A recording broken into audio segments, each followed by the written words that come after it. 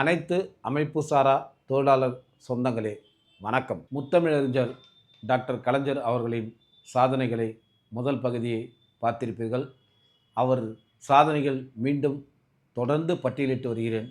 தற்போது இரண்டாவது பகுதியான அவரது சாதனைகள். உள்ளாட்சி மற்றும் கூட்டுறவு தேர்தல் கொண்டு வந்தது தலைவர் கலைஞர். உள்ளாட்சி பதவிகளில் 33% பெண்களுக்கு இடஒதுக்கீடு கொடுத்தவர் கலைஞர். முதல் தடவை கைம்பெண் விதவை பெண்களுக்கு பொறியியல் மற்றும் மருத்துவக் கல்லூரியில் இடம் அளித்தது கலைஞர். ஐயன் திருவள்ளுவர் சிலை வைத்தது கலைஞர். தமிழுக்கு செம்மொழி அங்கீகாரம் பெற்று தந்தவர் கலைஞர். செம்மொழி மாநாடு நடத்தியவர் கலைஞர். சத்துணவில் கொண்டக்கடலை வாழைப்பழம் சேர்த்தது கலைஞர். விவசாய கடனை அறவே தள்ளுபடி செய்து விவசாய மக்களை காத்தவர் கலைஞர். சமத்துவபுரம் கண்டது கலைஞர்.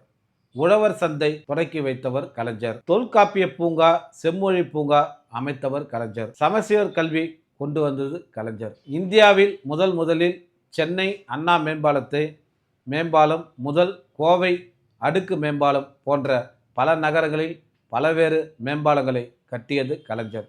ஆசியாவில் மிகப்பெரிய பேருந்து நிலையமான கோயம்பேடு பேருந்து நிலையம் கட்டியது கலைஞர். திராவிட கலை நுணுக்கத்துடன் புதிய தலைமைச் செயலகம் கட்டியது கலைஞர். தேசிய சட்ட கல்லூரி அமைத்தவர் கலைஞர்.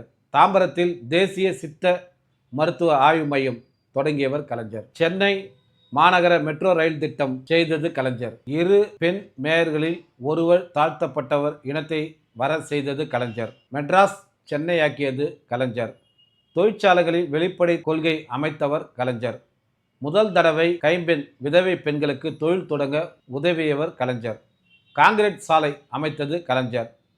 தொழிற்சாலை முறையில் கல்வி கிராமப்புற மாணவர்களுக்கு 15% இடஒதுக்கீடு செய்தது கலைஞர்.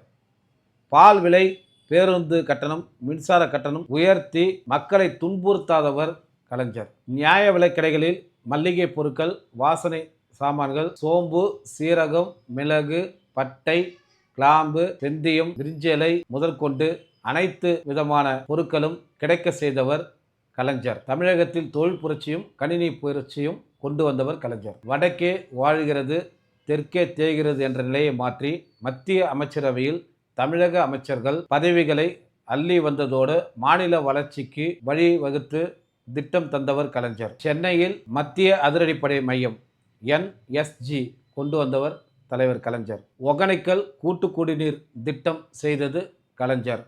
சென்னை திருச்சி கோவை மதுரை விமான நிலையங்களை விரிவாக்கம் செய்தது கலைஞர். இந்தியா முழுவதும் விவசாயிகள் கூட்டுறவு அமைப்புகளில் வங்கிகளில் பெற்றிருந்த 72,000 கோடி மதிப்பிலான கடனை வட்டியும் மத்திய அரசு மூலம் தள்ளுபடி செய்தவர் கலைஞர். இந்தியா முழுவதும் மாணவர்களிடையே பல 100 கோடி ரூபாய் கல்வி கடன் தந்தது கலைஞர். திமுக ஆட்சியில் 32 அணைகள் கட்டப்பட்டது. கோவையில் குடிநீர் வழங்கும் திருவாணி திட்டத்தில் 1973ஆம் ஆண்டு துவக்கி செயல்படுத்தது கலைஞர்.